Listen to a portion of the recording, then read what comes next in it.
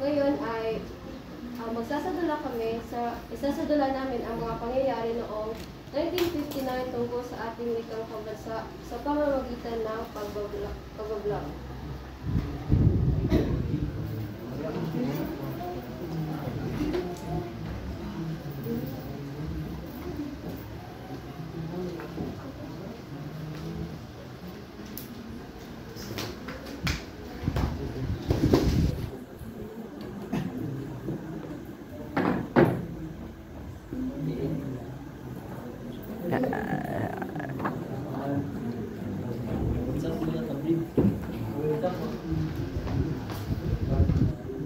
So what's up guys, ako nga pala si Jed Michael, ang inyong walang kwentang vlogger, at ngayon ay samahan niyo akong matuto at maglakbay at mamigay ng kaunting tulong sa ating mga kababayan.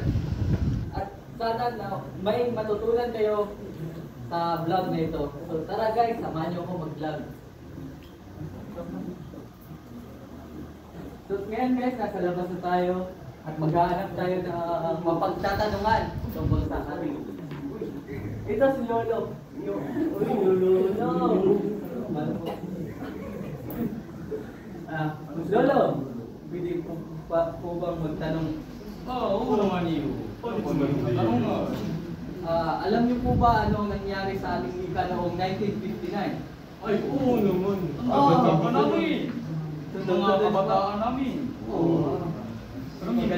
Pag nasagot niyo po ang aking katanungan, Lolo, ay bibigyan ko po kayo ng 100. Oo. At pag nakuha niyo yung 100, anong bibiliin niyo? Pandagdag sa aming maintenance. Oo, galing. Okay, dito na. Ano ang nangyari sa wikang pambansa natin noon, Lolo? Ikaw mo. Noon. Oo, yung panahon natin. Bata pa tayo. Pero, nung naalala ko, yung wikang Filipino, yung wikang pambansa natin, ay hindi pa tinawag na Filipino, kundi Filipino pa rin. Oo, yung litrang P. So, ang mga nangyari pa doon na mahalaga ay naglabas ng yung kalihim ng kagawaran ng edukasyon. Oo, yun si ano? Yung Jose F. Romero. Oo, yung taong yun. Lolo, hindi ka lang ulo ba?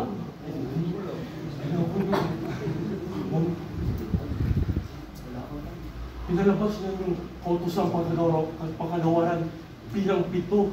Sinabi pa niya na kailanman ang wikang pambansa, ang wikang Pilipino ay siyang. Oo, sa pagkakaalam ko rin nung kapanahunan ko, ang wikang Pilipino, siya rin, yung saligang batas na yun, ay nagpatupad na ang wikang Pilipino ay pag-aralan sa mga paaralan bilang isang pangunahing asignatura. Oo, yun ang napag-aralan po yun. Yun lang po ba, Lolo? Oo, Wala na po. wala na ako. Medyo makikalimutin na. Sorry, Lolo. So dahil magaling yung sumagot, Lolo, at nadagdagan niyo pa. Ito po, 100. Oo, salamat ako! Wala ka naman, Lolo. Salamat. So, ayun na nga guys, nasagot na sa ating katanungan at pupunta muna tayo sa paaralan ng aking kaibigan. Tara, samahan niyo ko.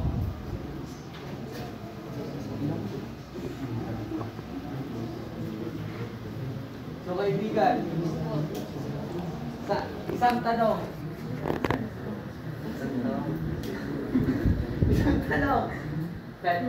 Anong nangyari sa wikang pambansa natin noon noong 1959? Sa akin pong kaalaman, noong 1959 ay isinagawa ang formal na pagsusuri ng alpabeto ng wikang Pilipinas. Ang alpabeto ito ay tinatawag na abacada. Ito ay may 20 titik at ito ay ginagamit hanggang sa pagkamyanda noong 1987. Yun lang po. Sige, salamat po. Dahil dyan, may 50 pesos ka. Wala ka naman.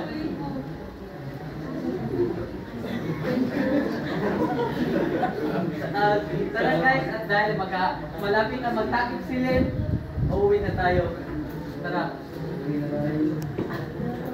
Uy, sorry! Sorry po, manong. Kuya. Kuya, sorry. Wait, sakit na, worry. I'm listening to Super Shad by Bagong Maong.